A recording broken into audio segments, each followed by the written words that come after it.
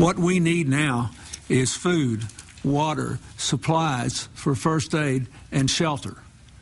We have got to find out who's alive. We have to care for the people who are dead and to try to preserve them so their loved ones can identify them. It was former President Bill Clinton, now the UN Special Envoy to Haiti, speaking at the United Nations earlier today. And this, of course, is the need that he was addressing. These images of devastation that have come out of Haiti in the last 24 hours in the wake of yesterday's 7.0 magnitude earthquake. Right now, a massive international relief effort is underway as governments from around the world dispatch material aid and rescue workers to the scene. But there is so much need. The International Red Cross estimating that as many as 3 million people in Haiti, a third of the country's entire population, may need emergency help. This afternoon, a spokesman for the American Red Cross said the agency had run out of medical supplies in country. Supplies, of course, need to be obtained and organized. They need to get to Haiti, and then, perhaps the most daunting challenge, they need to get into the hands of the people who need them most. Daunting in the best of circumstances. Without electricity or passable roads or communications, it's almost unfathomable. There are those, however, whose job it is to fathom these things. Among them is the Haitian ambassador to the United States, Raymond Joseph. Ambassador Joseph, thank you very much for joining us tonight. Appreciate your time, sir. Thank you for inviting me. And I think before I say anything, I would like to address one thing that I heard tonight. Please. About how the pact with the devil made it possible for Haiti to suffer the way it is.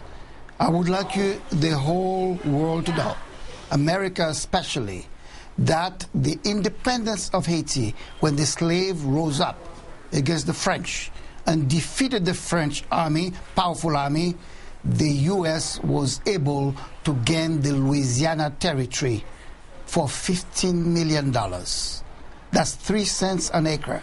That's 13 states west of the Mississippi that the Haitian slaves revolt in Haiti provided America. Also, the revolt of the rebels in Haiti allowed Latin America to be free. It's from Haiti that Simon Bolivar left with men, boats, to go deliver Gran Colombia and the rest of South America. So, what pact the Haitian made with the devil has helped the United States become what it is. Mr. Ambassador, I would say that I have about as much in common with Pat Robertson as I do with anybody in the world who I have not met, and I cannot apologize for him.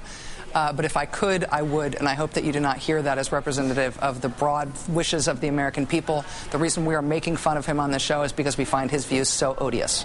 So I hope that at least comes clear. We last spoke about 24 hours ago. What is more clear to you now about the extent of the damage in your country and about what Haiti needs?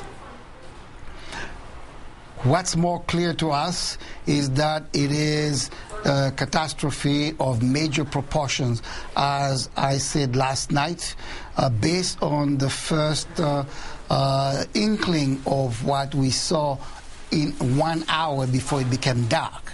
But today, as day broke and as we started to see the extent of the damage, we say that it is something that is out of our understanding. And we are weeping in our hearts for what has happened to Haiti. However, we at the same time want to thank the international community that has come to the rescue so quickly. Our neighbors next door, the Dominican Republic, came very quickly this morning with the first 20 responders and relief support for Haiti. Then Venezuela, the United States of America, and Iceland, all over. I think this is showing the solidarity with our friends, with us in our time of need. And I'm expecting more in the future so that Haiti can really get back on his feet. When we talked last night, you mentioned specifically the need for experts in disaster relief and power. You specifically mentioned offshore barges to come help with electricity, the need to treat water, hospital ships to treat the wounded. Have you been advised that those needs are at least starting to be met? Yes, today, this morning, I had a meeting with the State Department, and one of the things they said to me is that the comfort is far away from Haiti, not as close as it was when we had the hurricanes. By the 23rd of January, the comfort with the big hospital will be in Haitian waters. However, to obviate this delay, 2 U.S. cutters, naval cutters, were dispatched to Haiti to fill the gap. Also, the United States decided to help us with the communication. It has been very, very difficult for Haitian leaders to get to the people and speak to the people. The U.S. decided to come in with a system to help with communications. Also, you heard that the towers the airport had fallen, and so they had no control tower. And that's the reason why people said the airport was not operational.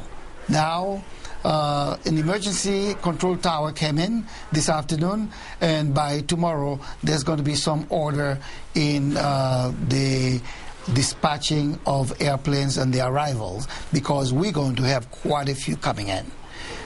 All these things, plus the humanitarian aid coming from all over, and this support that is coming from companies, American companies, like the president of Chase Bank, who called me this afternoon. He says, Ambassador, we are giving $1 million to the Red Cross for the relief in Haiti. I'm expecting more things like that, because with the international support and with the help of fellow citizens, day-to-day people, Haiti will see another new day.